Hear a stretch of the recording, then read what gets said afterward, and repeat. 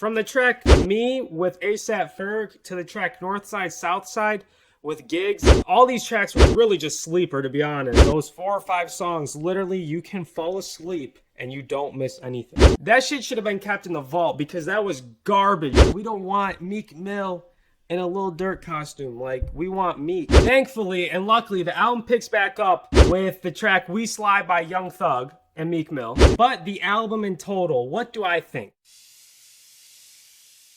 Alright, we got a review on Meek Mill's newest album, Expensive Pain, which is his 5th studio album, and it's the first project for Meek since Championships, which he dropped in fall of 2018. And that album, for the most part, had a positive reception due to the incredible production, the good energy he had throughout the whole entire project. So stepping into Expensive Pain, we're still holding him to a higher standard, and we want to see him carry forward some of those attributes from Championships, which he was able to do. Hopping right into the album, we have the intro track, Hate On Me. And no shocker here, he killed the intro track. It was incredible. But that's not a shocker because throughout his whole career and every project he's released, the intro track has been incredible. We had Dreams and Nightmare, Lord Knows, Wins and Losses. And with this new track, Hate On Me, he did the infamous beat switch, which he's also done in all the 3 other songs that I mentioned. Skipping forward a few songs, we have Sharing Locations, which had features from Lil Durk and Lil Baby. And I love this song. All 3 of them went absolutely insane. They were passing bars back and forth.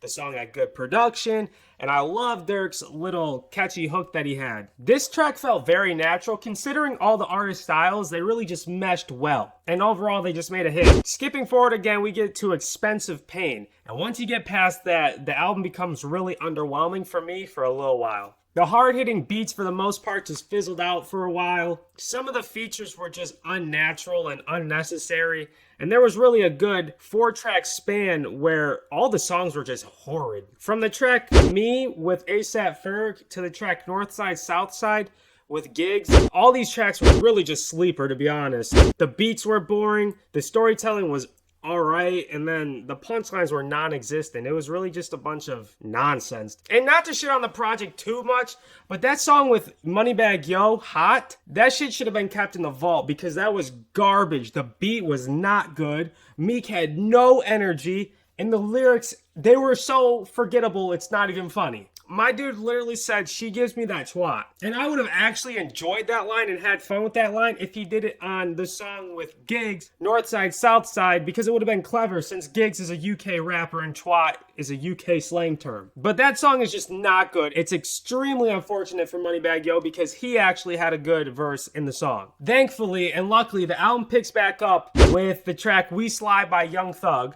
and Meek Mill, and the rest of the album was solid from there on out. The production picked back up, even though it didn't live up to my expectations that I have with Meek Mill's production. The storytelling was really good and the features were actually incredible. And to that point, I want to point out that Vori is killing the game when it comes to features. He was on the song Tweakin', where they interpolate No Diggity by Blackstreet, and no shocker, it was a phenomenal song, and it honestly might be my favorite from the entire album. I keep mentioning the storytelling in this album, and it was actually really good. It was easy to follow, and his message is clear as day. The message is, it's painful to be rich. In multiple songs, he really emphasized what being rich can do to relationships. In the song Love Train, he says, I've seen everybody change on me about some money, learned to get rich, came home, dude's acting funny. So as you can see, it's pretty clear as day. People are changing on him because of money. Another message I got from this project is that Meek feels like he's responsible for the financial situation of those around him. We can see this in the song On My Soul, where he says, everybody praying I don't go back. But it's like, what do you want me to do? And leave my people? I can't leave my people.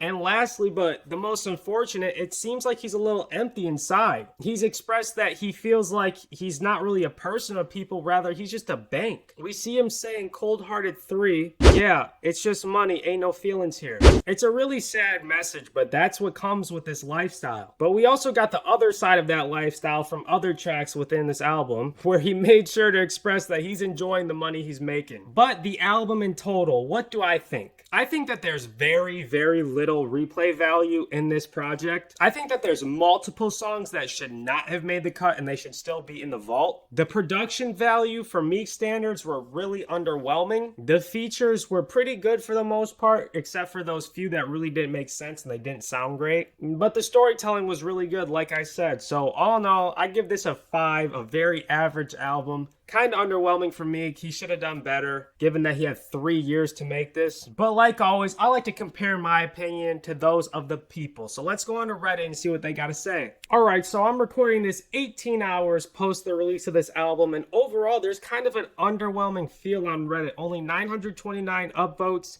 and only 213 comments. So Meek's not getting much love. Off the bat, we got 2 people that agree with me. One thing that is guaranteed in life is that Meek Mill album intro will be so fire. And then the second guy says, more Vori is what I like to see. He needs to blow up soon, man. Now to the second point about Vori, I feel that Vori has been killing the feature game with Donda and this track right here. It'll be really interesting to see what he's able to put together by himself. And I think if he has the right people around him, that shit'll be fire. Especially if Kanye is working with him behind the scenes, because I know Kanye is going to be working with 5 Foreign on his upcoming project. But all in all, there's big things to expect from Vori, for sure. As someone who goes to the gym a lot, I agree with his comment. He says, Meek's dropping new music for the gym playlist. All right, then we have this freak, Menace to Society, say, am I crazy for not listening to music in the gym? I'm just trying to focus on my form. I would do it for cardio, though. Bro, who broke your heart?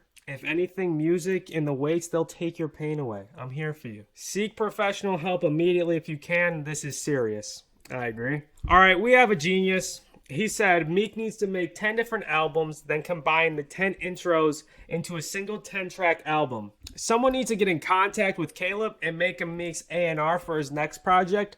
Because if he did that, he's literally going #1 for 2 years straight like MJ. No bullshit. Yeah, this dude said, man, Meek sounds like dog shit with auto-tune. Why is he doing this? There's a clear difference in quality in the songs with no auto-tune. He's been hanging around Lil Durk too much. That's true, man. Like, he tried to step outside of what he normally does, but it wasn't just stepping outside of what he normally does.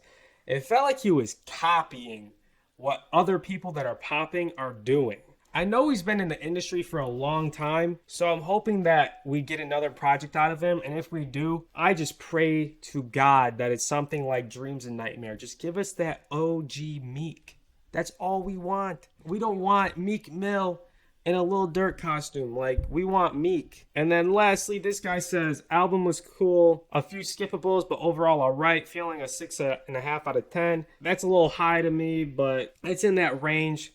And then this guy says, so far, this album ain't it. Where are the tracks like Y'all Don't Hear Me Freestyle, Flex, and Rich Porter Panda Remix? Seems like Meek got complacent since Championships drop. A commenter said, I don't see it at all. This album's heat. And then this guy claps back saying, at least 5 songs look like they got the same bass pattern and auto-tune, LOL. And I agree. This album was really...